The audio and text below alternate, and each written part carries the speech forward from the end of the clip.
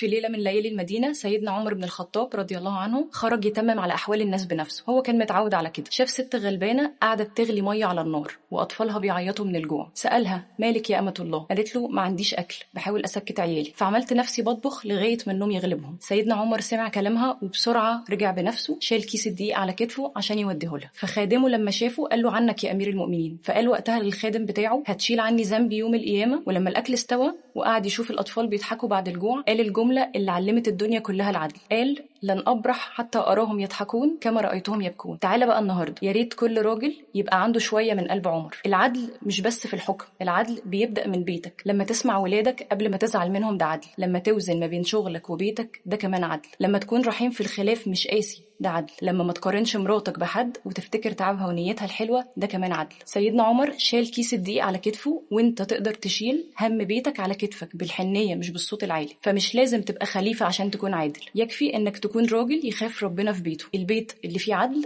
فيه رحمة وفيه بركة، وفيه راجل ربنا راضي عنه قبل كل الناس.